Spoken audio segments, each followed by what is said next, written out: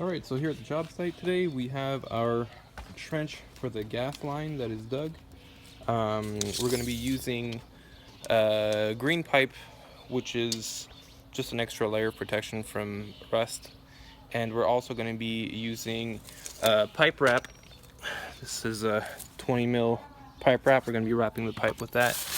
And as well, we're going to be priming the pipe with a rust stopper.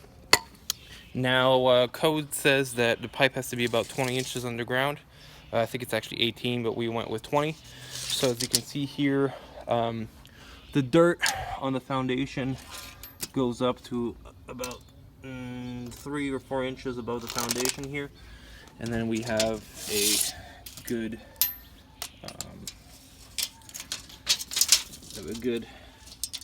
18 to 20 inches, provided that the dirt does climb up on the foundation here a little bit.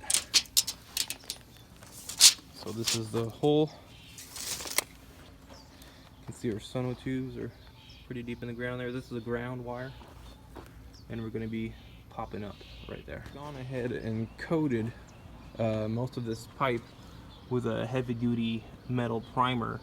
And I didn't paint the green part because the green part is already protected, but anything that's going to be buried underground has to be primed and taped. So I've gone ahead and assembled most of this, just did a pre-assembly to get it into the ground here, and then we're going to sink it into the ground. We're going to wrap it with tape first, then we're going to sink it into the ground and then tie it back onto this using a coupling, because it's a lot easier to tie onto it using a coupling instead of trying to go ahead and assemble it in the ground. Then you get dirt in your fittings and whatnot. So if you can, you want to try and pre-assemble everything first and then set it in the ground afterwards and attach it using a coupling. Now I've gone ahead and wrapped the pipe using our 20mm tape. You want to make sure you have a good overlap. I try to do at least a 50% overlap.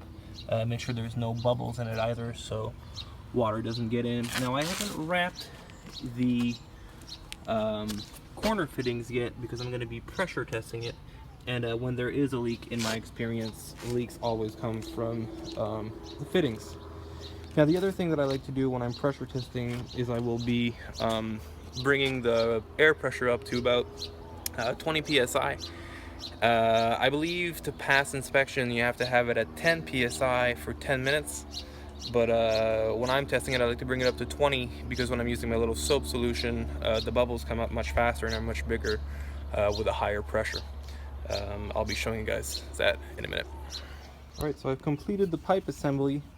Basically wrapped everything up, primed everything up, and then connected it to the house via union. You can see here we have pipe wrap and a little bit of primer leaking through.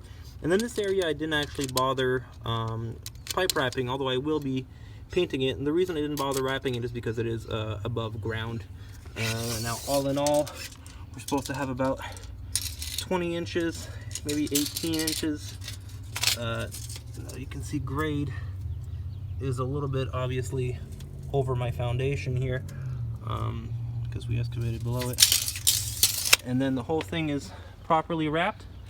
I pre-assembled the pipe and then tested it for leaks individually, basically meaning I took the separate section of pipe, pressurized it, tested for a leak. Once I saw that it was good, I took the whole section, attached it to the house via the coupling, and then I went back to the house's main. I already knew the house didn't have any gas leaks, and I knew my section didn't have any gas leak, but to make sure that the union connecting the two is also leak proof, I had to test at the main. So it's actually been holding now for I don't know, a little over 20 minutes, holding at 10 psi. So basically this is pretty simple.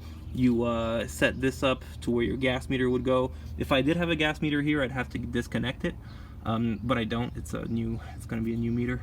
And then you set up a bicycle pump here that you basically just blow air into. What I was saying before is if you do find a leak, basically this gauge starts going down on you. What I like to do is I pressurize it as much as possible, and then I test the system with a liquid soap bubble solution, and then if you see any leaks, it'll bubble up through where there would be a leak. Now, very important to use pipe dope here on all the connections. And a lot of people ask me, how do you make a good connection, or how much should I torque it? And in my experience, what seems to work really well is when you leave about 3 threads exposed. So it's kind of hard to see it with all the pipe dope, but ideally you want to have, count them, 1, 2, 3 threads left visible. And when you have that, in my experience, there's never any leaks. Good pipe dope, 3 threads visible, pressure test at 10 psi for 10 minutes, and you're good.